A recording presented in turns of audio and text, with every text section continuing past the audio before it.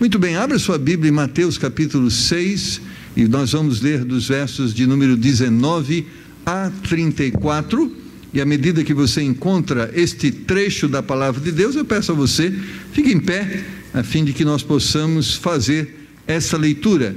E o tema da mensagem nesta noite é uma pergunta: quem é Senhor da sua vida? Quem é Senhor na sua vida? Então, Mateus, capítulo de número 6, versos de número 19 a 34. E o tema da mensagem é: quem é Senhor na sua vida? E eu espero que ao final dessa mensagem você escolha que Deus é o Senhor da sua vida. Amém? Leiamos: não ajunteis tesouros na terra, onde a traça e a ferrugem tudo consomem, e onde os ladrões minam e roubam. Mas ajuntai tesouros no céu, onde nem a traça nem a ferrugem consomem, e onde os ladrões não minam nem roubam. Porque onde estiver o vosso tesouro, aí estará também o vosso coração. A candeia do corpo são os olhos, de sorte que se os teus olhos forem bons, todo o seu corpo será luz. Se porém os teus olhos forem maus, o teu corpo será tenebroso. Se portanto a luz que em ti há são trevas, quão grandes serão tais trevas?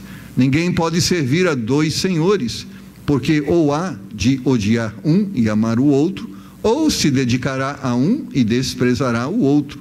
Não podeis servir a Deus e a Mamão. Por isso vos digo, não andeis cuidadosos quanto à vossa vida, pelo que haveis de comer ou pelo que haveis de beber, nem quanto ao vosso corpo, pelo que haveis de vestir. Não é a vida mais do que o mantimento, e o corpo mais do que o vestuário? Olhai para as aves do céu, que nem semeiam nem cegam, nem ajuntam em celeiros, e vosso Pai Celestial as alimenta. Não tendes vós muito mais valor do que elas? E qual de vós poderá, com todos os seus cuidados, acrescentar um côvado à sua estatura? E quanto ao vestuário, por que andeis solícitos? Olhai para os lírios do campo, como eles crescem, não trabalham nem fiam. Eu vos digo que nem mesmo Salomão, em toda a sua glória, se vestiu como qualquer deles. Pois se Deus assim veste a erva do campo, que hoje existe e amanhã é lançada no forno, não vos vestirá muito mais a vós, homens de pouca fé? Não andeis, pois, inquietos, dizendo: que comeremos, ou com que beberemos, ou que beberemos, ou com que nos vestiremos? Porque todas estas coisas os gentios procuram. De certo, vosso Pai Celestial bem sabe que necessitais de todas estas coisas. Mas buscai primeiro o reino de Deus e a sua justiça, e todas estas coisas vos serão acrescentadas. Não vos inquieteis, pois, pelo dia de amanhã, porque o dia de amanhã cuidará de si mesmo, basta a cada dia o seu mal. Oremos. Pai amado, nós estamos diante da sua presença, diante da sua palavra, palavra que foi escrita para nos orientar, para nos exortar, para nos consolar. Então, Senhor, que se cumpra nesta noite o propósito da sua palavra, que ela nos console naquilo que precisamos de consolo, que ela nos exorte naquilo que precisamos nos despertar, que ela nos mostre, Senhor, a forma com que devemos viver, uma forma que agrada e serve ao Senhor. Nos ajuda a crescermos no entendimento da sua palavra, a fim de que possamos crescer na comunhão com o Senhor. Pedimos em nome do Senhor Jesus. Amém. Podeis assentar.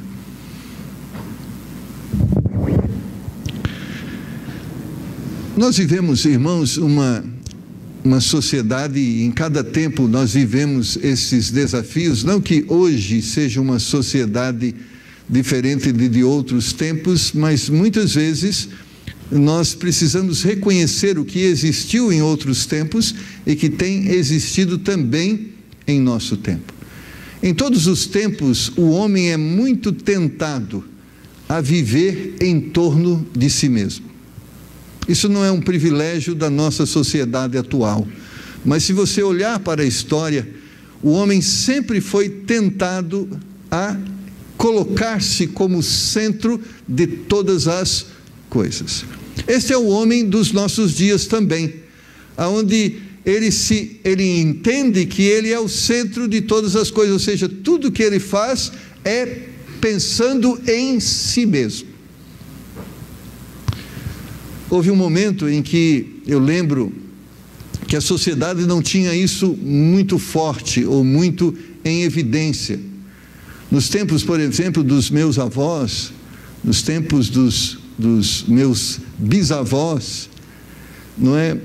Quando se pensava no sentido da vida e nas coisas importantes da vida, naquele tempo a família era a coisa mais importante. Eu lembro que eu fui influenciado pelos meus pais a essa visão. Nosso desejo primário e primeiro era formar uma família.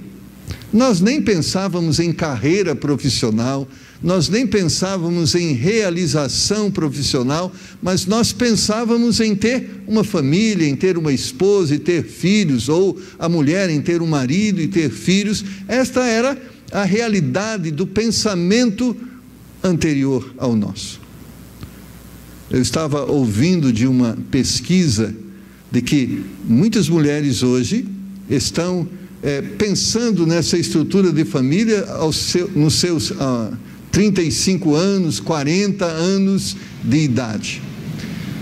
Hoje é muito comum que mulheres acima dos 35 anos estão tendo a gestação do primeiro filho.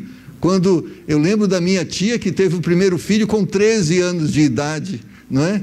E a minha mãe, que casou-se com 20 anos de idade, e com 28 anos ela já tinha 9 filhos, né? Então, é interessante. E eu estava vendo uma pesquisa que aponta até dos perigos da gravidez. E é interessante, né? Nesse conhecimento, deixa eu compartilhar um pouquinho de conhecimento daquele que foi passado. Por exemplo, a mulher recebe uma carga de óvulos aos 12 anos de idade, e são esses óvulos que ela vai, não é, que podem ser fertilizados ao longo da sua vida. Ou seja, quando uma mulher engravida aos 40 anos de idade, os seus óvulos já têm 28 anos de vida, e nisso está muitas vezes o risco de crianças nascerem com doenças como síndrome de Down e outras doenças. Então, já o homem não é? Ele não tem vamos dizer assim, não recebeu uma quantidade, mas ele gera continuamente durante a sua vida, ele tem a capacidade de procriar. Mas o que eu estou dizendo com isso é que, por que as mulheres hoje estão tendo seus primeiros filhos aos 35 ou mais? Nós soubemos recentemente de uma das artistas que estava tendo a gravidez aos 55 anos de idade. Logo, uma gravidez assistida, uma gravidez, né, vamos dizer assim, totalmente trabalhada pela ciência. Mas o que eu estou dizendo, por que homens e mulheres planejam para a sua vida muitas vezes essa realidade? Porque hoje o centro da vida não é mais pessoas, o centro da vida hoje é a carreira profissional, hoje é o sucesso profissional, hoje são os bens materiais. Eu lembro que quando eu cheguei na casa da minha esposa a primeira vez, quando a primeira vez eu fui lá como namorado da dona Elília, o meu sogro perguntou para mim, a primeira vez eu tinha 20 anos de idade, ele falou assim: o que você precisa para casar? Eu com 20 anos de idade, eu falei assim: rapaz, eu preciso melhorar meu salário, eu preciso terminar meus estudos, eu preciso ter uma condição melhor para cuidar da sua filha. Eu estava sendo um rapaz, né? Ele falou: para casar a gente precisa de mulher, é só isso, e depois as outras coisas a gente consegue. Eu, quando casei com a minha esposa, eu não tinha nada. Hoje eu tenho apartamento, tenho sítio, nós conquistamos juntos. Então, para você casar, você precisa de mulher, não precisa dessas coisas. Mas hoje, as pessoas não pensam assim. Primeiro tem que ter casa, primeiro tem que ter profissão, primeiro tem que ter dinheiro, porque hoje a realização não está mais nas pessoas, a realização está nas coisas. As pessoas se realizam em coisas e não em pessoas.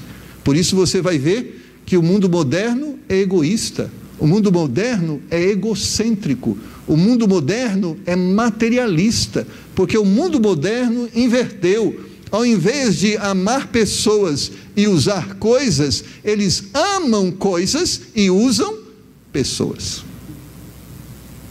Irmãos, e não é um privilégio nosso, isso é a realidade do ser humano. Existe uma tendência muito forte em trabalharmos considerando-nos como centro das coisas. E é interessante que isso é tão forte que a religião procura se relacionar com essa expectativa do homem.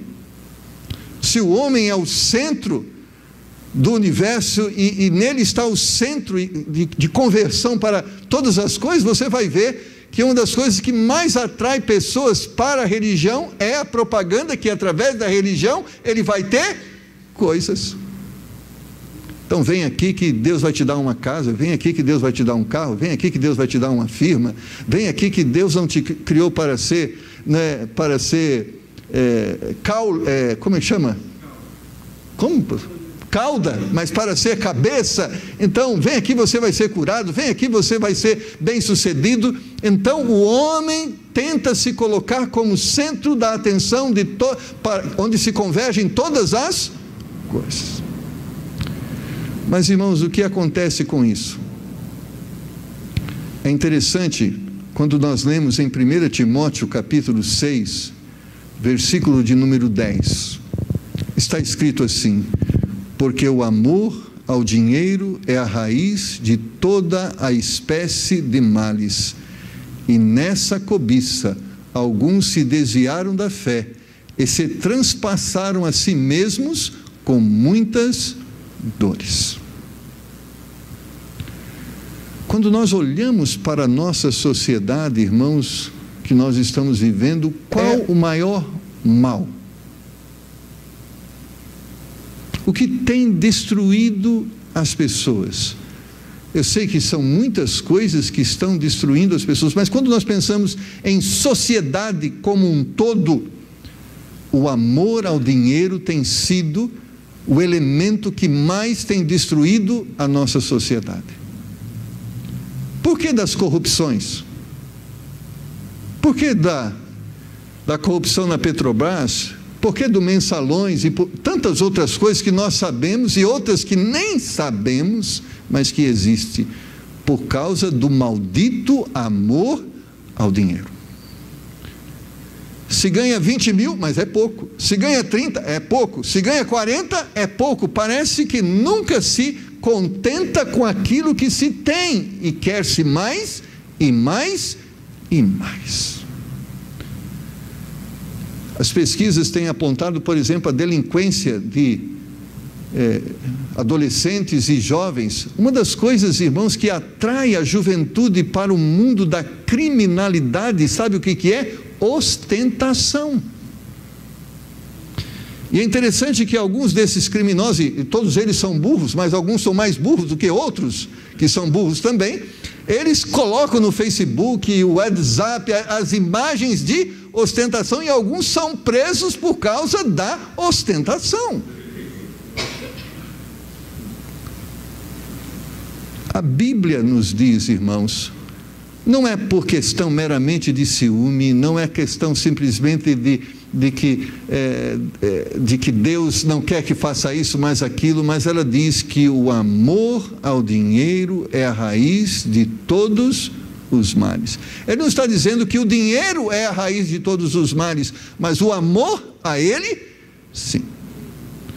O dinheiro pode ser uma bênção nas nossas vidas, a riqueza pode ser uma bênção na obra de Deus, mas o amor a estas coisas é um instrumento de destruição.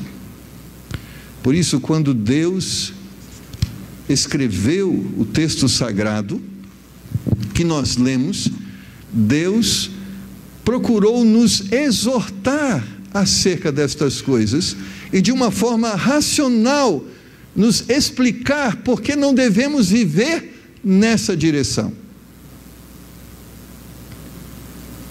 E no verso 19 começa essa exortação: não ajunteis tesouro na terra, aonde a traça e a ferrugem tudo consome, e aonde os ladrões minam e roubam.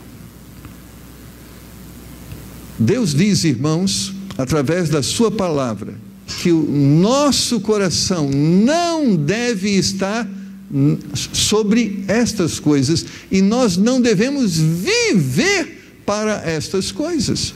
Não estou dizendo aqui, olha pastor, então o dinheiro não é bom, então nem vou trabalhar. Não estamos dizendo que o dinheiro não é bom. Nós estamos dizendo que você não deve viver para ele. A exortação em Mateus capítulo 6, verso 33, está dizendo que ao invés de você viver para o dinheiro, você deve viver para Deus. Porque nisto vai haver o equilíbrio para uma vida de paz e uma vida de contentamento. Amados irmãos, muitas vezes, por que muitas vezes o dinheiro atrai, a riqueza atrai os olhos e o coração de muitas pessoas? Porque muitas pessoas estão vivendo para a fama,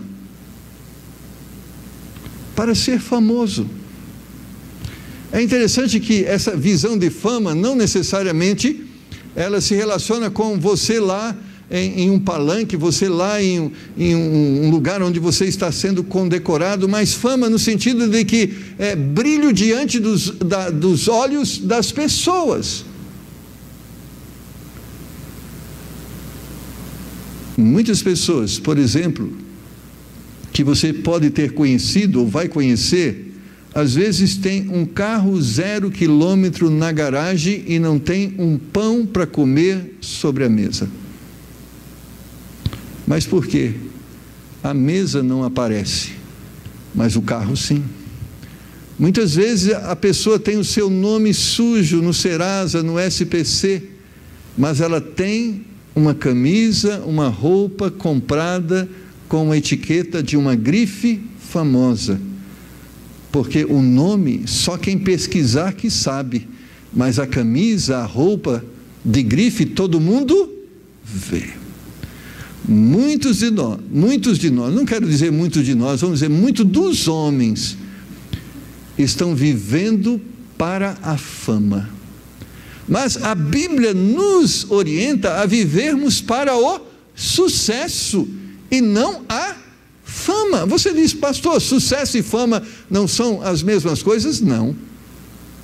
Fama é projetar o nome, é tornar-se grande através da aparência. Mas sucesso está ligado à missão, a cumprir uma missão. Por isso Deus nos convida não a sermos pessoas famosas, mas sermos pessoas de sucesso, ou seja, sermos pessoas que cumpramos nossa missão aqui na terra. Porque ao final, irmãos, quando nós chegarmos na eternidade, pouco importa quanto dinheiro tivemos, quanta propriedade possuímos, o que vai ser importante é se nós cumprimos nossa missão. Como filhos de Deus, como adoradores de Deus, como servos de Deus. É interessante que você vai observar no texto lido que a Bíblia diz que nós não podemos servir a dois senhores. No verso 21 diz: porque onde estiver o vosso tesouro, aí estará também o vosso coração. Irmãos, e é verdade. Se o nosso tesouro estiver na vida presente, e a visão que nós temos de vida é realização presente, nós vamos viver em torno disso. Se tesouro para nós é quanto mais dinheiro nós temos na conta corrente, se tesouro para nós é quantas propriedades nós tivermos em nosso nome, certamente nós vamos viver em torno disso, porque todos nós estamos em busca de um tesouro.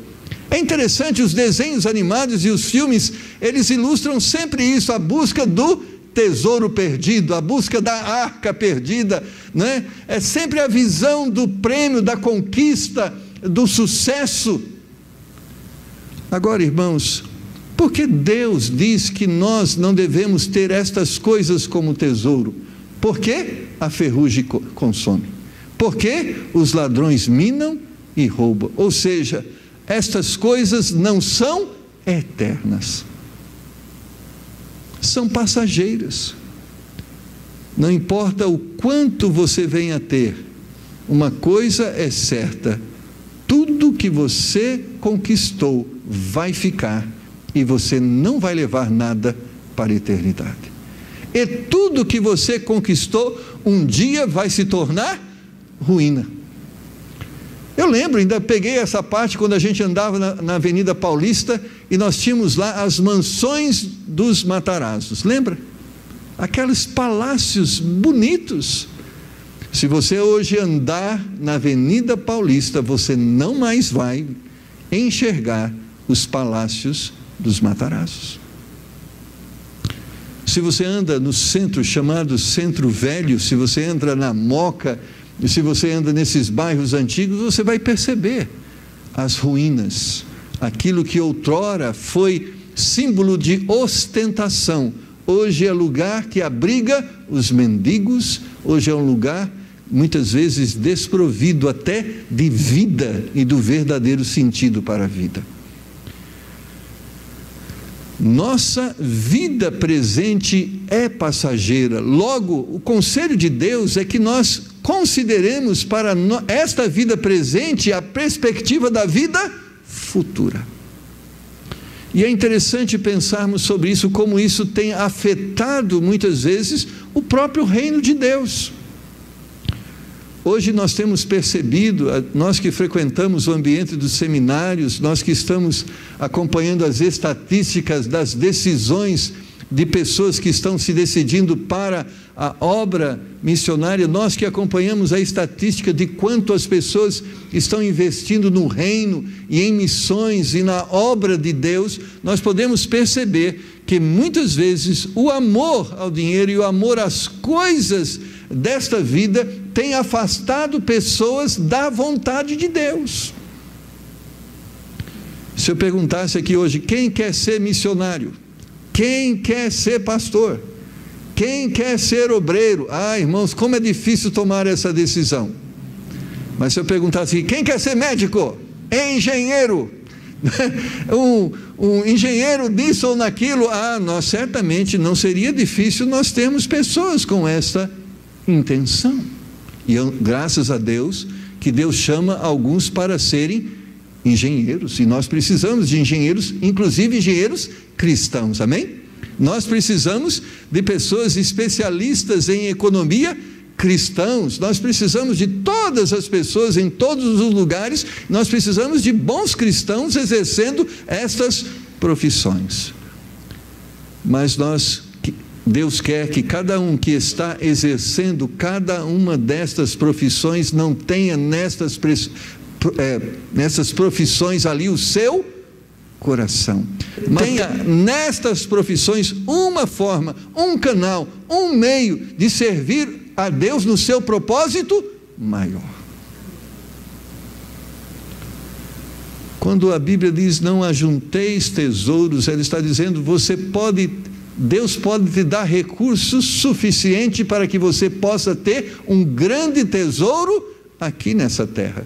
Mas ele está dizendo, que não seja este tesouro acumulado aqui na terra, mas que seja acumulado no céu. O que ele está dizendo? Use o que Deus te deu para um propósito eterno e não meramente para um propósito passageiro. Por exemplo, é bom, e Deus pode nos dar a bênção, irmãos, de termos boas casas, bons carros, boa roupa. Não se sinta, pastor, E agora eu não vou comprar nenhuma roupa de marca, eu só vou comprar roupa lá no Brás. Irmão, não é isso que nós estamos dizendo. O que nós estamos dizendo é: Deus é Senhor e deve ser Senhor da sua vida, e Senhor do seu talento, e Senhor da sua profissão, e Senhor dos seus recursos. E você, como bom mordomo, pode ter todas estas coisas aqui na terra, mas pode ter também um tesouro lá no céu. A Bíblia diz que nós podemos converter todos os nossos dons, talentos e recursos para acumular riquezas aqui na terra, mas nós podemos usar tudo isso para acumular riquezas lá no céu. E está dizendo acumular nesse sentido: nós podemos ter as coisas, mas nós não precisamos acumular coisas. É interessante essa quadrilha que está sendo presa aí pela Operação Lava Jato. Você já viu quantos carros estes tinham na garagem? E você já viu quantos tipos de carro cada um desses tinham na garagem? Irmãos, que bom que nós tenhamos um bom carro, mas nós não precisamos de 10 bons carros na garagem. Esse acumular é esse sentido. Você pode ter bons carros, boa casa, boa roupa, mas nós não precisamos acumular bons carros, boa casa, porque nós precisamos de quantos? Mas, irmãos, nós podemos reverter e converter o dinheiro do 4º carro, do 5º carro, do 6º carro em almas salvas para a eternidade. Nós podemos converter toda essa riqueza como instrumentos que vão glorificar a Deus. Nós podemos converter todos esses dons e talentos que temos, que Deus nos deu, que geram riquezas monetárias. Nós podemos converter todos esses dons e talentos que temos para o ministério de Deus. Ou seja, nós temos um tempo em que nós nos dedicamos a ganhar dinheiro para comer, para vestir, para ter carro, casa, mas nós temos também tempo e devemos ter tempo para ganharmos almas para o Senhor Jesus Cristo e para edificarmos pessoas na fé. E o problema é que quando Mamon se torna o nosso Deus, ele suga tanto o nosso tempo e a nossa energia, que não sobra tempo e energia para Deus. Irmãos, é interessante, e nós percebemos isso. Muitas pessoas estão cansadas para Deus. Eu tenho visto muitas pessoas cansadas para Deus. Pastor, não tenho tempo, pastor, estou cansado, você não sabe, trabalho a semana inteira, não tenho tempo. Mas muitas vezes para a hora extra, tem tempo. Para vender 10 dias das suas férias, tem tempo. Mas para uma hora de oração, um tempo de comunhão, um tempo de servir a Deus, não tem tempo. Isso é um sintoma que Mamon está sendo Deus e não o Senhor. Isso é um sintoma que nós estamos administrando nossas vidas em torno da riqueza e não em torno de Deus e do seu reino. Quando Mamon se torna o nosso Deus? Porque ele pode ser o nosso Deus. No verso 24, diz assim: ninguém pode servir a 2 senhores, porque ou há de odiar um e amar o outro, ou se dedicará a um e desprezará o outro. Não podeis servir a Deus e a Mamon. Mamon era o Deus da riqueza. Jesus pega esse exemplo, porque existia a deusa da fertilidade, a deusa da riqueza, existia deuses que simbolizavam os desejos e as cobiças dos corações dos homens. Então, para cada cobiça existia um Deus. Existia Mamon, o Deus da riqueza. Irmãos, quem serve a riqueza não terá tempo para servir a Deus. Quem serve a riqueza não vai amar a Deus, vai amar a riqueza. E quando Jesus exorta sobre isso, ele está dizendo sobre ele mesmo, ele está dizendo: se você escolhe viver para estas coisas, eu não amo você. E ele vai reafirmar isso, dizendo: se você ama o mundo e aquilo que há no mundo, o amor de Deus não está em você. Porque, irmãos, lá no verso 33, está escrito o desejo de Deus para as nossas vidas: mas buscai primeiro o reino de Deus. O que ele está dizendo? Assim deve ser o ciclo da nossa vida, ou seja, da nossa dinâmica. Primeiro, Deus. Ele está dizendo: nós devemos viver para Deus, pensando em Deus, priorizando Deus. Ou seja, irmãos, nós temos que colocar como objetivo de nossa vida servir e agradar a Deus. Esse deve ser o nosso alvo. Lembra daquele círculo, daquele como a gente chama? Quando você faz tiro ao alvo, tem lá aquele círculo com várias alvo. Seu alvo deve ser o quê? Servir a Deus, a obra de Deus. Porque certamente, irmãos, Deus sabe da nossa inclinação natural. Deus sabe que somos homens. Irmãos, quem aqui não gosta de dinheiro, levanta a mão. Se você não gosta, livre-se do seu problema e dê o seu problema para mim. Transmita, né? A gente faz um bom, né? Nós gostamos, é natural nosso.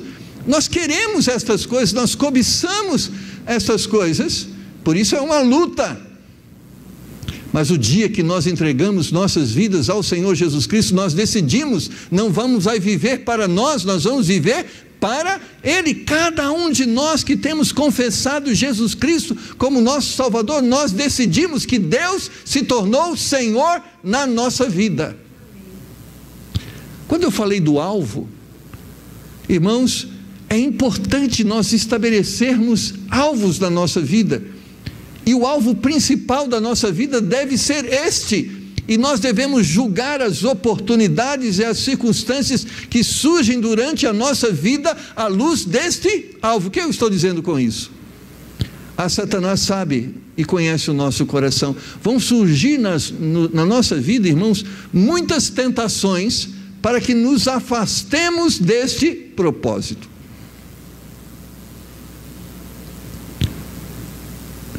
Talvez haja pessoas, ou há pessoas que Deus tem chamado para o ministério. E aí Deus chama, coloca no coração, né, dá a ele esta visão do reino maravilhosa, e naquela semana que aquele sentimento surgiu no coração, aquele desejo Deus colocou no coração, surge uma pessoa que oferece àquela pessoa um emprego onde ele vai ganhar 15 mil reais por mês. Irmãos, 15 mil reais por mês é um bom salário? Muito bom salário.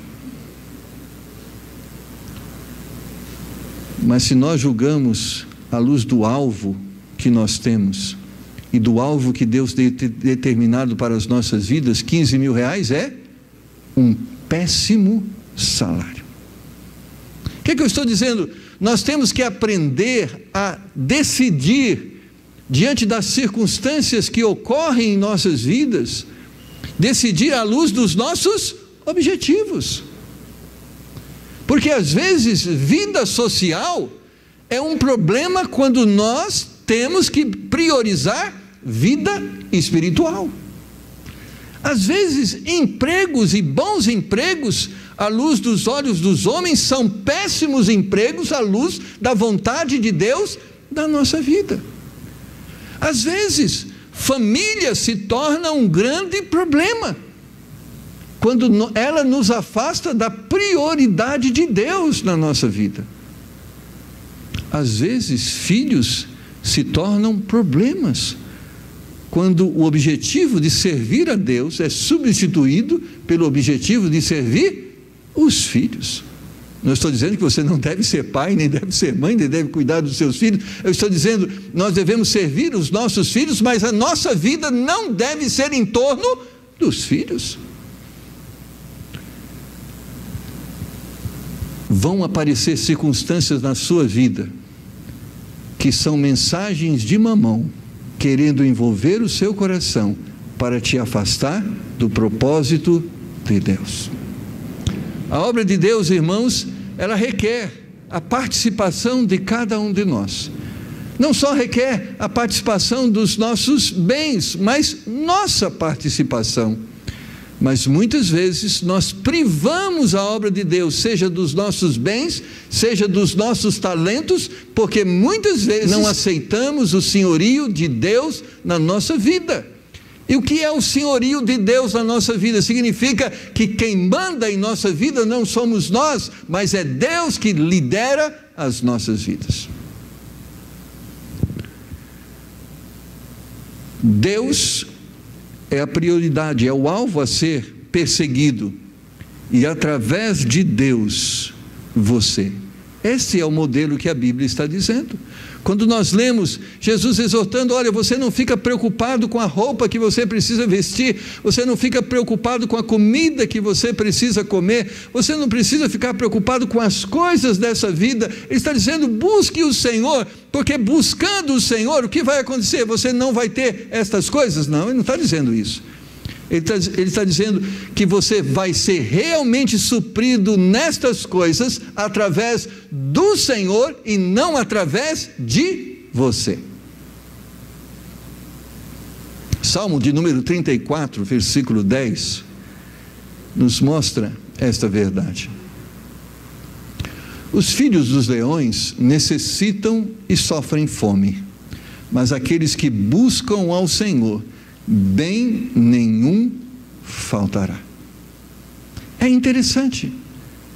A Bíblia vai dizer que, Salomão vai dizer, aquele que busca a riqueza nunca se fartará, nunca terá o suficiente.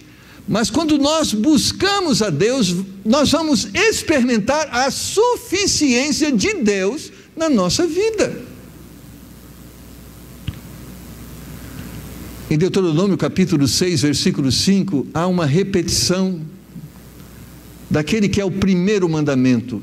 E na lista dos mandamentos, este aparece na primeira linha. E qual é ele? Amarás, pois, o Senhor teu Deus de todo o teu coração, de toda a tua alma e de todas as tuas forças. Ele está dizendo, nós para servirmos ao Senhor, nós temos que nos entregar totalmente. Nossa vida é do Senhor, nossos talentos são do Senhor, nossos dons são do Senhor, nossa carteira é do Senhor, tudo que temos é do Senhor, e deve servir a Ele. Ele é Senhor da minha vida. Agora, servir a Ele não significa dispor-se daquilo que você necessita, mas servir a Ele está dizendo que a partir desse objetivo que você estabelece para a sua vida, você vai ter suprido todas as suas necessidades. Irmãos, lá no mundo, pessoas que não têm Cristo vão ser ricos, vão entesourar fortunas. Mas é interessante, lá no livro de Tiago, capítulo 4, versículo 3, está escrito, e está proposto que o servo de Deus, que sendo servo de Deus, não prioriza as coisas de Deus, e vai buscar a riqueza do mundo, sabe o que vai acontecer? Ele nunca vai ser rico. É interessante. O mundo, você vai ter pessoas que não gostam de Deus, não creem em Deus, são ateus, imorais, e vão ser pessoas ricas. Mas em Tiago capítulo 4, versículo 3 diz, pedis e não recebeis, porque pedis mal, para gastardes em vossos deleites. Diferentemente do mundo, nós entregamos nossas vidas nas mãos de Deus, e aceitamos o senhorio de Deus em nossa vida. Quando nós nos afastamos deste propósito, sabe o que acontece? Nós vamos ser pessoas fracassadas.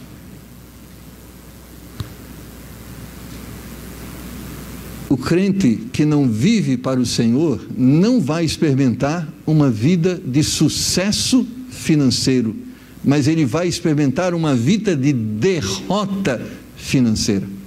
Por quê? Porque Deus, segundo Hebreus capítulo 12, a Bíblia diz que Deus nos corrige, ou seja, se nós estamos vivendo de uma forma errada, Deus vai nos abençoar? Não, Deus vai nos corrigir. Por isso ele está dizendo: pedis e não recebeis. E por que não recebe? Porque pedis mal. E por que pede? O que é pedir mal? É pedir baseando ou ambicionando vaidades e não necessidades. A fama está diretamente relacionado a vaidades. Muitas vezes há cristãos, irmãos, que vivem uma vida de privação. Ah, mas pastor, não está escrito ali que eu não preciso ficar preocupado pelo pão? Está escrito, não está escrito? Não está escrito que eu não preciso ficar preocupado com a roupa? Está escrito? Está escrito. Mas por que muitas vezes me falta o pão e muitas vezes me falta a roupa? Tiago responde: apesar de serem promessas de Deus na sua vida, você não está vivendo para Deus, logo você sofre as consequências do seu pecado. E é verdade, irmãos.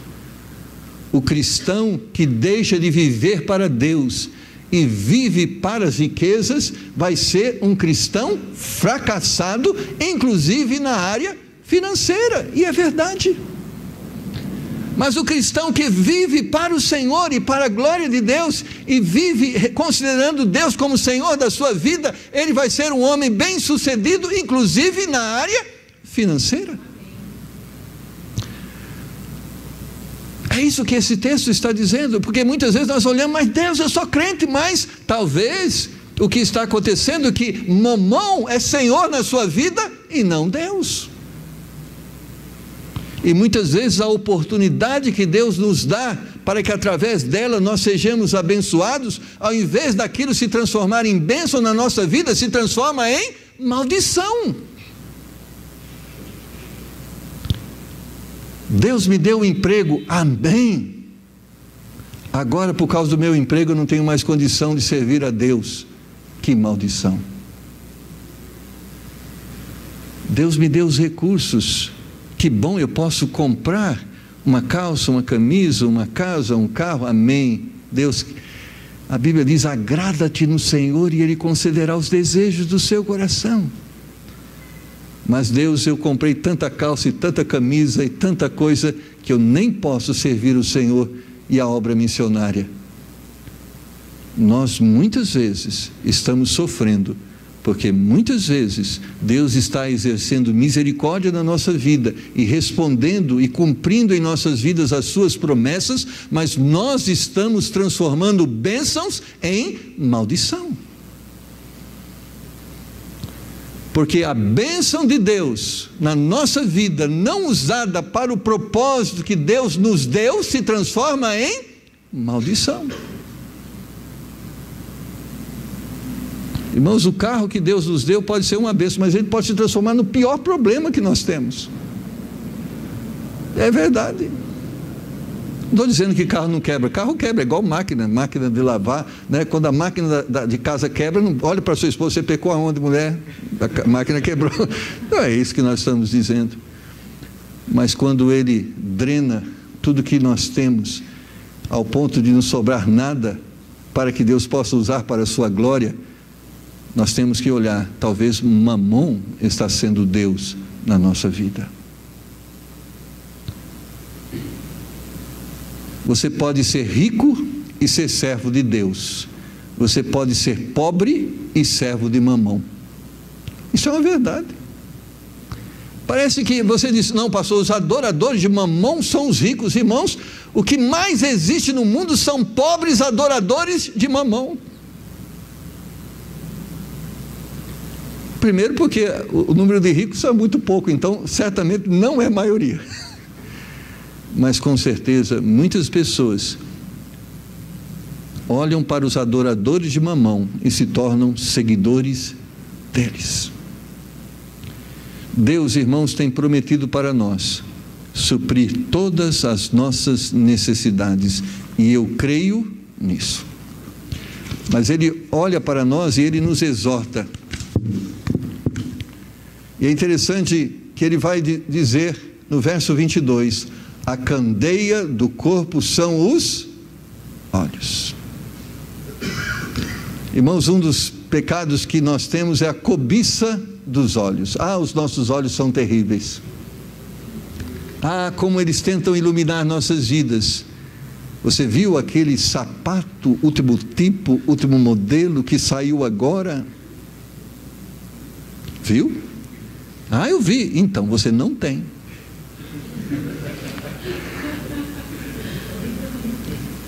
Você viu o último carro agora?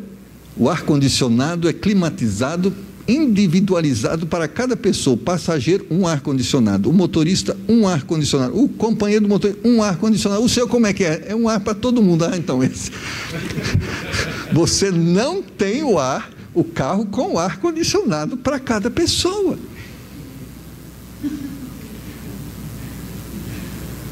Mas o meu carro tem 5.000 quilômetros rodado. Roubado não.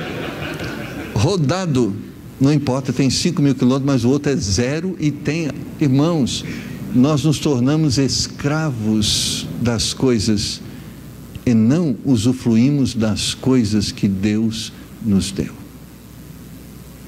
Amém? Se você tiver um foguete que te leva à lua, se Deus te dá, amém.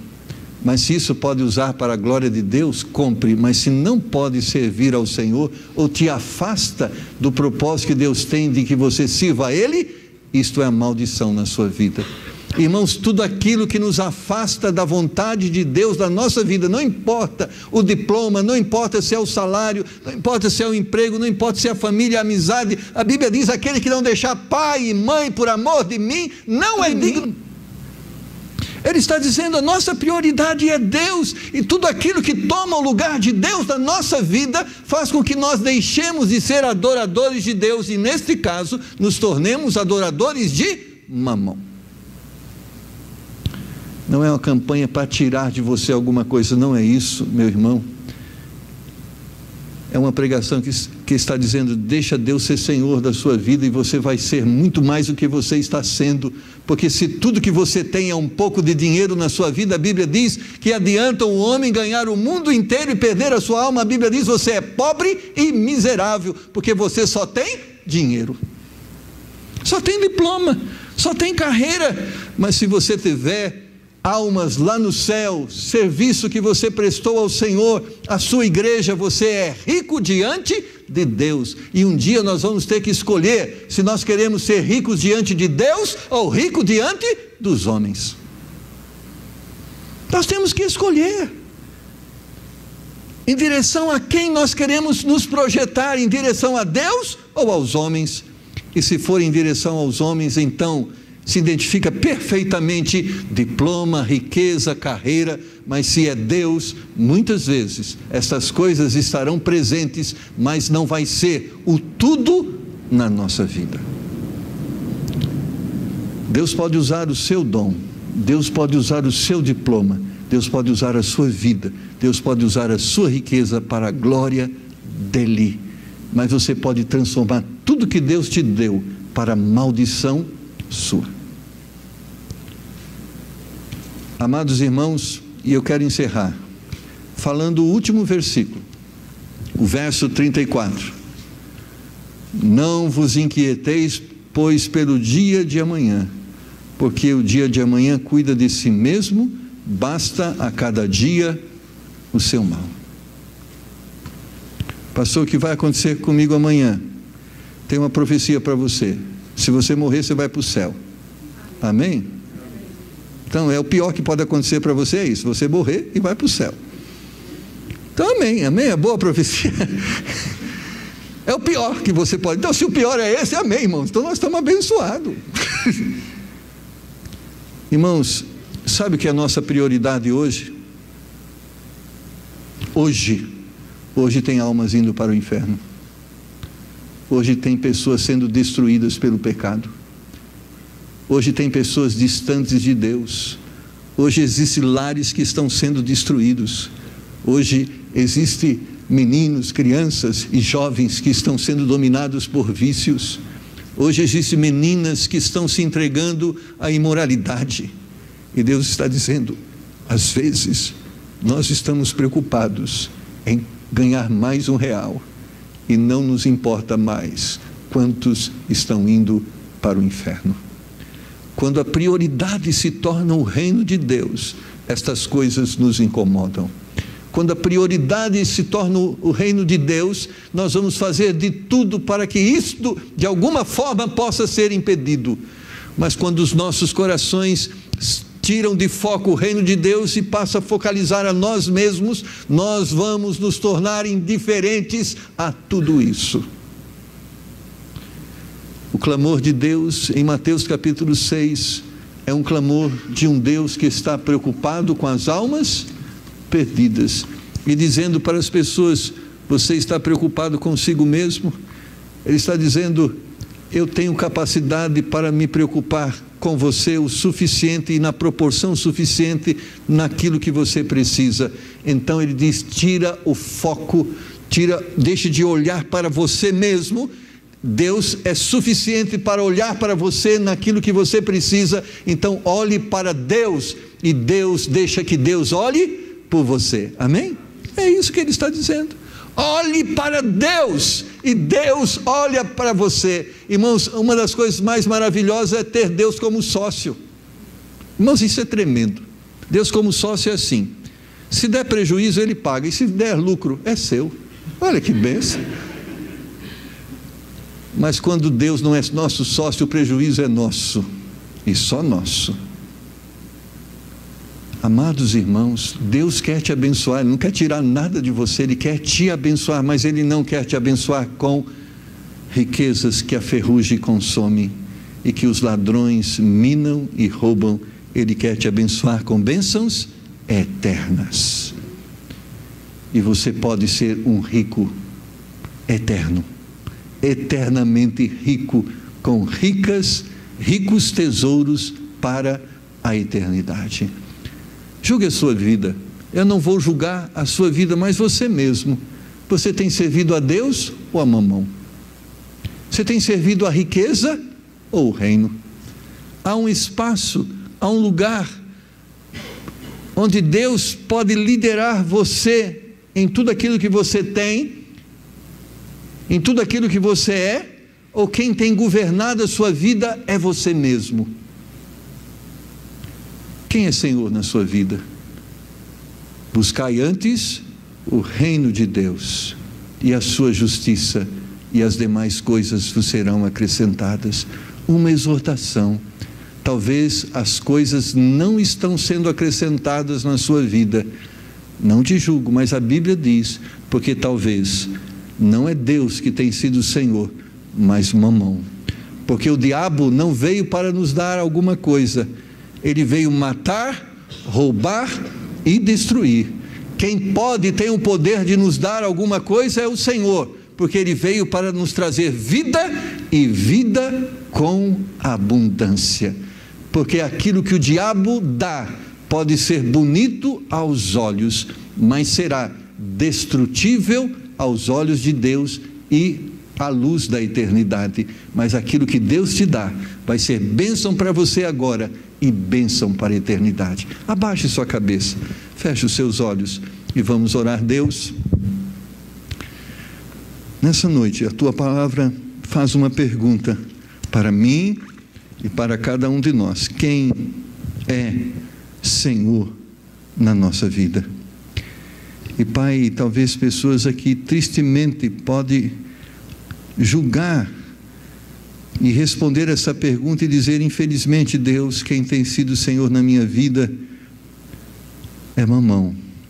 Eu tenho servido a Ele, eu tenho o adorado, eu tenho entregue a Ele toda a minha força, empenhado para com Ele todos os meus talentos e a minha energia. E Pai, eu reconheço que isso é pecado. Eu não tenho priorizado as coisas do Senhor. Eu tenho priorizado tantas coisas que nem sobra tempo, nem condições para que eu possa servir ao Senhor. Pai, essa pessoa que está aqui, o Senhor quer que ela se arrependa do seu pecado. e que ela, em nome do Senhor Jesus, reconheça e abandone esse pecado e possa viver para o Senhor. Por quê, Senhor? Porque certamente pessoas que estão vivendo para mamão não são pessoas abençoadas, são muitas vezes pessoas que estão sofrendo, pessoas angustiadas, pessoas tristes, decepcionadas. Mas, Pai, o Senhor pode nos dar vida e vida com abundância, mas esta vida é resultado de uma vida entregue no Teu altar, que reconheça o senhorio do Senhor em suas vidas. Quantas pessoas, Senhor, não têm tempo mais para o Senhor, não têm tempo para a comunhão com o Senhor, não tem mais recursos, seja talentos, seja recursos financeiros para empregar na obra do Senhor, porque tem servido a mamão. Em nome do Senhor Jesus, nós pedimos que o Senhor quebre agora esses ídolos que estão em nossos corações, nos liberte, Senhor, desta idolatria, e nos faça nesta noite servos e somente servos do Senhor, para a glória do Senhor. Cabeça curvada, olhos fechados, é você e Deus, e eu que quero orar com você. Deus tocou no seu coração, e existe alguns mamões em algum lugar da sua vida, e você gostaria que Deus agora destruísse esses ídolos diabólicos, e você gostaria que somente o senhorio do Senhor possa ser uma realidade na sua vida. Levante a sua mão e fala: pastor, ore por mim, Deus tocou no meu coração, eu quero entregar minha vida ao Senhor, e quero viver para Ele. Ele é Senhor da minha vida, de tudo que eu tenho, de tudo que eu sou. Ore por mim, e eu quero orar com você. Alguém? Deus, obrigado por sua palavra, obrigado por aquilo que o Senhor falou em cada um dos nossos corações e no meu também. Nos ajuda nesta noite a tomarmos as decisões que precisamos tomar, para que cada vez mais o Senhor seja Senhor em nossas vidas. Nos ajuda a entendermos melhor a sua palavra, nos ajude a entender e aceitar os conselhos do Senhor, para que experimentemos a vida abundante que o Senhor tem destinado a nós. Pedimos isso no nome do Senhor Jesus. Amém. Amém? Deus é Senhor da sua vida?